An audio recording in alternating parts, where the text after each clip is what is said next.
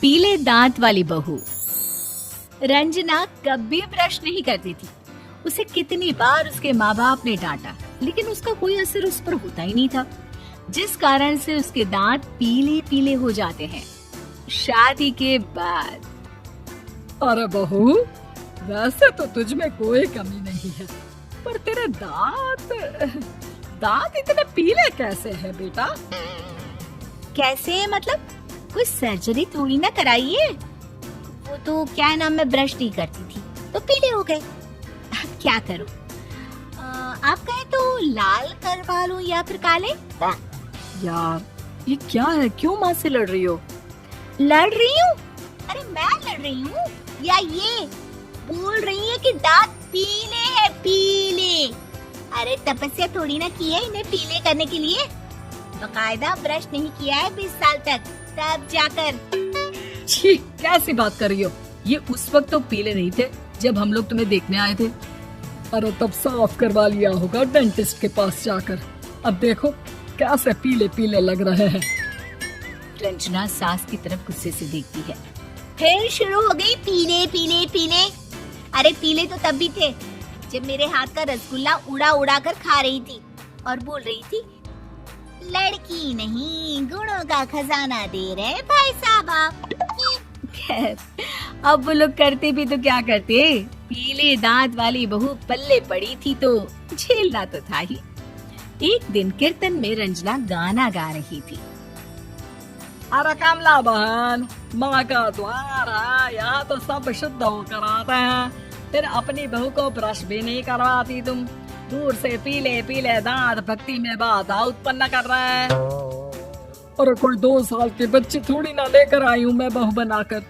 अच्छी खासी लड़की है, अरे कैसे करवाऊं ब्रश? ये तो उसे खुद करना चाहिए ना।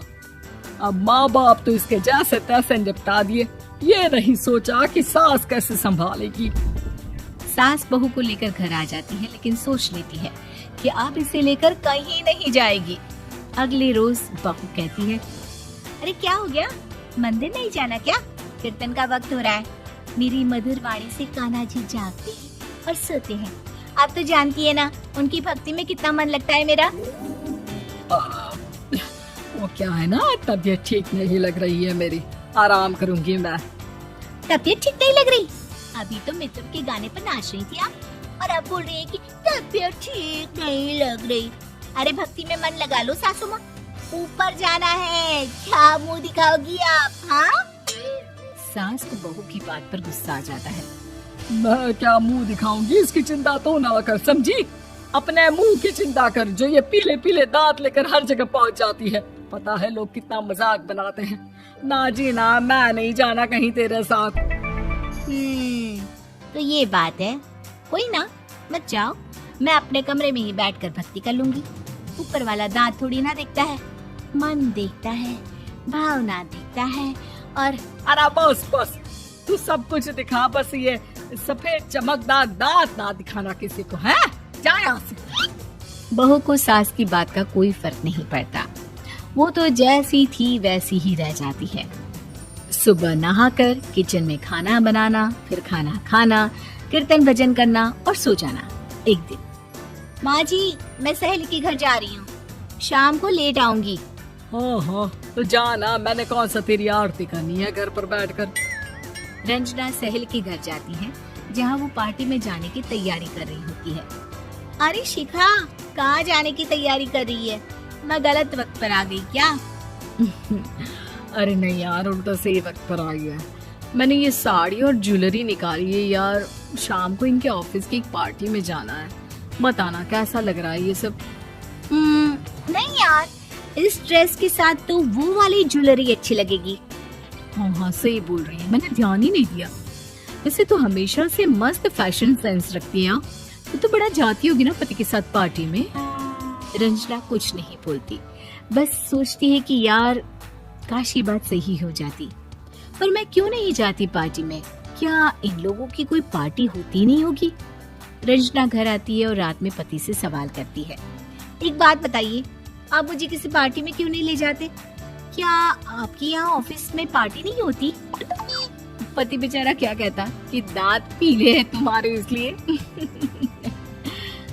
अरे कोई पार्टी होती नहीं हम लोगों के ऑफिस में, तो कहाँ से लेकर जाऊं?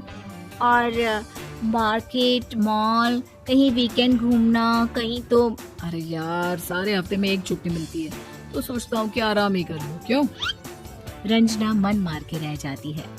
पहले कभी सास के साथ मंदिर जाया करती थी, लेकिन वो भी सास ने ले जाना बंद कर दिया। घर बैठी बैठी रंजना बोर हो जाती है। तभी उसे आइडिया आता है और वो मायके जाने का सोचती है। सासू माँ, 2 दिनों के लिए मम्मी के घर जा रही हूँ। अच्छा अच्छा ठीक है, आराम से जा। और हाँ, माँ से कुछ अच्छी आदत सीख कर आना कि कैसे शरीर के हर भाग की तरह दांतों की सफाई भी जरूरी होती है, समझी? शुरू हो गई ना आप। वो लोग आपकी तरह नहीं है कि छोटी छोटी बात का बतंगड़ बना दे। उन लोगों के लिए मैं मायने रखती हूँ, ना कि मेरे पीले पीले दांत। रंजना माँ को बिना बताए उन लोगों को सरप्राइज देती है, लेकिन जैसे ही वो दरवाजे पर पहुँचती है, अंदर देखती है कि घर वाले कहीं जा रहे होते हैं। अब माँ, काश रंजना दीदी के दांतों वाली प्रॉब्लम नहीं होती, तो वो भी हम लोगों के साथ चलती ना बुआ जी की बेटी की शादी में। हाँ बेटा, लेकिन अब उसे कौन समझाए कि उसको उसके पीले दांत नहीं दिखते, लेकिन उसके आसपास के लोगों को कितना एम्बैरेसिंग फील कराते हैं। मुझे तो कितनी बार उसके स्कूल की टीचर ने शिकायत की कि उसके साथ कोई लड़की बैठना भी नहीं चाहती, और ना ही कॉलेज में कोई उससे बात करना चाहता था। लेकिन पता नहीं क्यों उसे ये बात समझ में ही नहीं आती। कोई कमी नहीं है उस लड़की में, बस यही कि दांत पीले हैं। वो तो भला हो जीजा जी और उनकी माँ का, जो दीदी को जैसी है वैसे ही रखा हुआ है। रंजना को अपने घर वालों की बात सुनकर बहुत दुख होता है। वो सोचती है कि वो क्या करे, लेकिन फिर वो सीधा डेंटिस्ट के पास जाती है, अपने दांत चमकाती है और कसम खाती है कि वो रोज ब्रश करेगी। अरे क्या हो गया? तुम तो 2 दिनों के लिए गई थी ना, पर कोई ना, अच्छा है, चलो आ गई तुम। रंजना सास के सामने आकर खड़ी हो जाती है और पूरी स्माइल करती है, उसके चमकदार दांतों को दिखाती हुई। चले मंदिर। माँ, मुझे माफ कर दीजिए, मैंने आप लोगों को बहुत एम्बैरेसिंग फील करवाया। मैं आज से रोज ब्रश करूंगी।